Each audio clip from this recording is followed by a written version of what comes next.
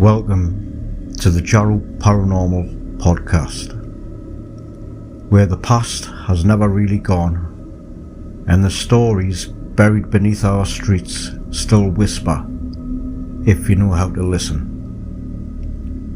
Tonight we're stepping into one of the darkest chapters in Jarrow's history. A story of injustice, fear, and a punishment so brutal it shocked the nation. This is the tale of William Jobling, the last man in England to be gibbeted. A man whose body hung over Jarrow slacks, creaking in the wind, a warning to everyone who dared challenge authority. But behind the horror lies a deeper question. Was Jobling truly guilty? Or was he a scapegoat in a time of political panic? Let's go back to 1832. To understand Jobling's fate, we need to understand the world he lived in. Jarrow in the early 19th century was a hard, unforgiving place. Coal was king, and the miners who dug it out lived lives of danger and poverty. The pits were deep, dark and deadly. Explosions, collapses and toxic gases claimed lives regularly. Families lived in cramped housing, wages were low, and the infamous Tommy shops kept workers trapped in debt. This was also a time of political unrest. The Reform Bill crisis was sweeping the country. Workers were demanding rights. Authorities were terrified of revolution. And in this tense atmosphere, one violent act would ignite a chain of events that changed Jarrow forever. So who was William Jobling? William Jobling wasn't a rebel leader or a political agitator. He was a pitman. Born in 1794, married at St. Paul's Church in Jarrow, father of two, and by all accounts he was an ordinary man. A man trying to survive in a world stacked against him. But on the 11th of June 1832, his life collided with tragedy. On that day, Nicholas Fairless, a respected magistrate from South Shields, was walking across South Shields Moor. Fairless was known for enforcing the law strictly, especially during the tense political climate.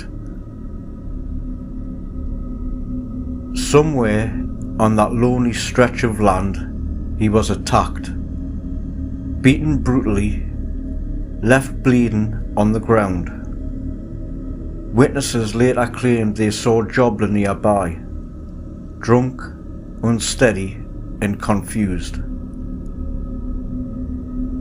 But the man believed to have carried out the attack was someone else entirely.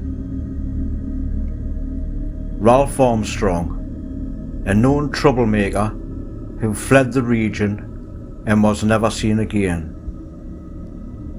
Fairless died from his injuries, and the authorities wanted someone to blame.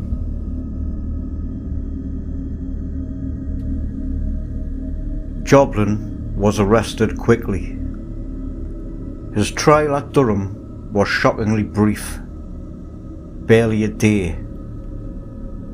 He had no real defence, no lawyer, no chance. The political climate was boiling. Authorities feared uprisings. A murdered magistrate was the last thing they needed, so they made an example. Jobling was found guilty of murder, sentenced to death, but the punishment didn't end there.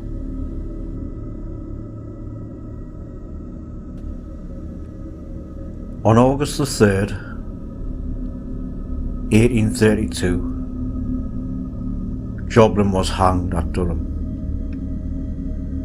His final moments were quiet. Witnesses said he maintained his innocence to the end. But what happened next was totally unexpected. The judge had ordered that Jobling's body be gibbeted, displayed publicly in an iron cage, coated in pitch, and left to rot as a warning. This medieval punishment had almost vanished from English law. Jobling would be the last man in the country to suffer it. Jobling's body was transported back to Jarrow. Massive gibbet, 21 feet tall, had been erected on Jarrow Slake, the mud flats near the river. Imagine it, a towering wooden post, an iron cage hanging from it. Inside, the body of a man, tarred black, swaying in the wind.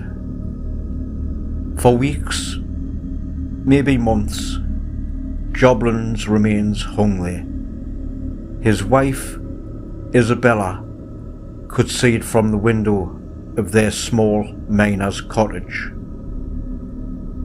Children were warned to stay away. Fishermen avoided the area at night. Locals whispered that the cage creaked even when the air was still. Some said they saw a figure on the mud flats long after the gibbet was taken down, a dark shape moving against the tide, a man who could never rest. Whether you believe in ghosts or not, one thing is certain: the psychological impact on the community was immense.